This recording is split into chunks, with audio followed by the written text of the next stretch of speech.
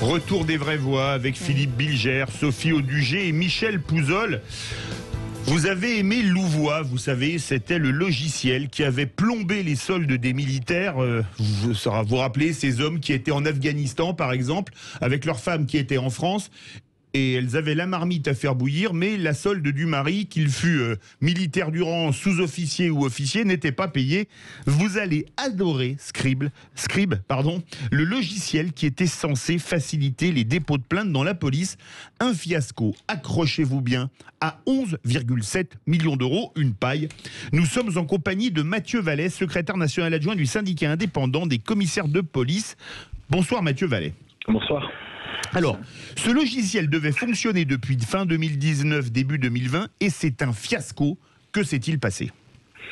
Je pense qu'on a été trop ambitieux sur les fonctionnalités que ce logiciel pouvait permettre. On voulait une interconnexion avec les logiciels qui gèrent le temps de travail, qui gèrent la main courante de la police nationale, puisqu'on a un nouveau logiciel de la main courante qui, lui, est déployé et fonctionne. Et malheureusement, l'ambition trop forte qui a été placée au début a terminé à ce que, finalement, on n'ait aucun logiciel à la fin. Et c'est bien dommage pour les services opérationnels de police. Et je vais quand même préciser que c'est pas uniquement pour les plaintes, c'est pour faciliter toutes les rédactions de procédures, les procès-verbaux d'interpellation, de placement en garde à vue, d'audition, de prise de plainte effectivement. Donc ça concerne quand même tout un pan entier de notre procédure judiciaire dans nos commissariats. Alors vous faites comment ? Vous continuez à travailler avec l'ancien logiciel ?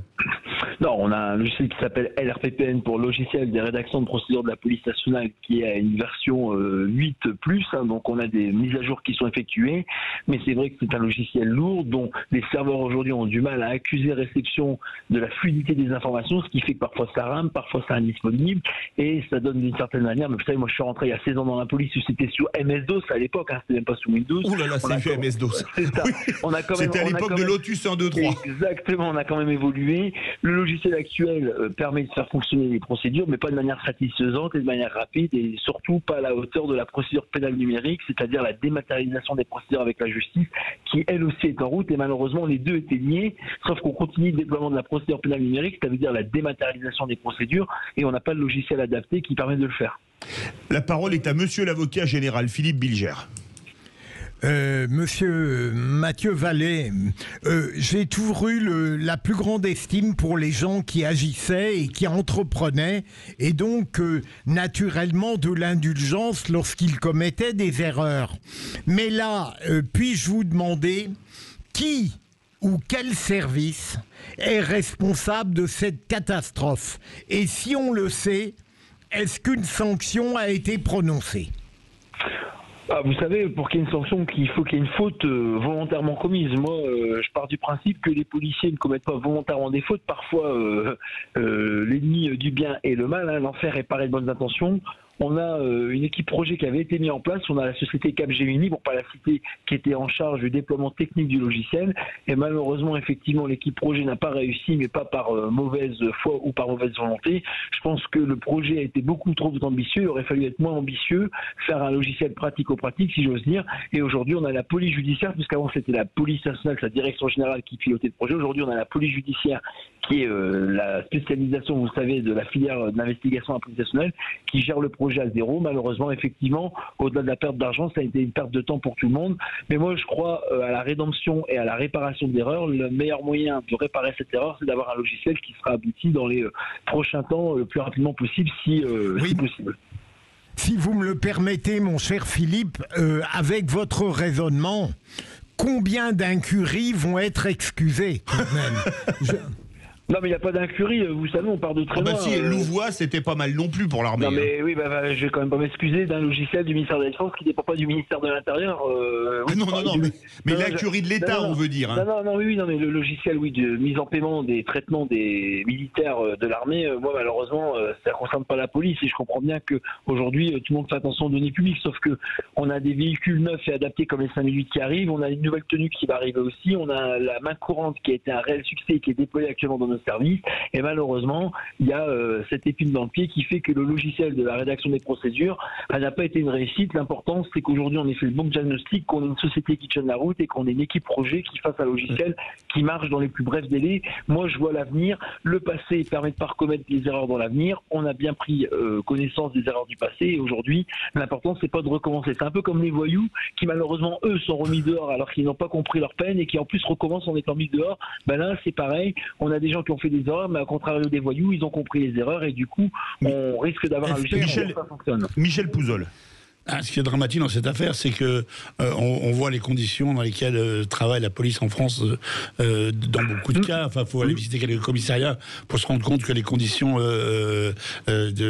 quotidiennes sont insupportables et insupporteraient la plupart des salariés à juste raison.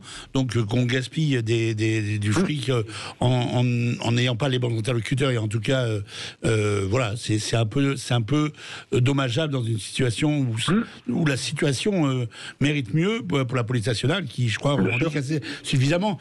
J'ai cru comprendre qu'il y avait d'ailleurs un deuxième logiciel, enfin, en tout cas, qui devait permettre à ce que les applications du style Waze, Coyote puissent plus signaler les radars, etc., et les points de contrôle, et que là non plus, ça devait être mis en place le 1er novembre, et que là non plus, malheureusement, ça ne marche pas. Ça doit être une malédiction, ou alors vous avez ou alors vous avez peut-être, c'est aussi possible, vous avez peut-être aussi possible des directions de l'informatique qui ne sont pas totalement compétentes. Mathieu Vallet. Ça peut arriver.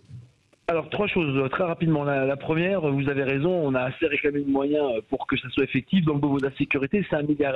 On attend que ça soit traduit dans le quotidien des policiers dès le 1er semestre 2022. Mais en tout cas, on ne peut pas faire un procès d'intention à notre institution qui a pris des engagements. Et comme tout, la relation de confiance, c'est important. Et derrière, on demandera des preuves d'amour au-delà des mots.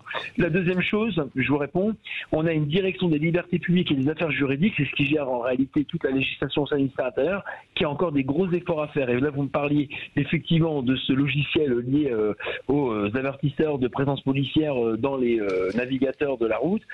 Moi, je vais vous dire mieux.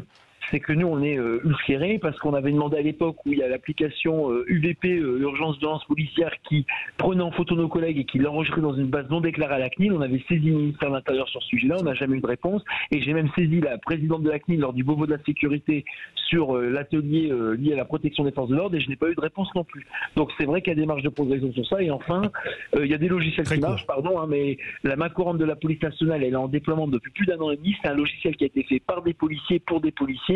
Et vous savez, les conditions de travail, je les connais. Je suis pas détaché à plein temps. Je travaille actuellement dans un service de police. Donc, je peux être que d'accord avec vous sur l'amélioration du quotidien des policiers, surtout des gens qu'on accueille dans les commissariats. Merci beaucoup, Mathieu Vallet, secrétaire national adjoint du syndicat indépendant des commissaires de police. Dans quelques instants, notre grand débat. Montauban, Saint-Lazare, la France est-elle devenue un coupe-gorge? Vous êtes 88,5% à dire oui. On en débat avec Daniel Rémy, spécialiste de la criminalité. Vous voulez réagir? Le 0826 300 300 et les réseaux sociaux.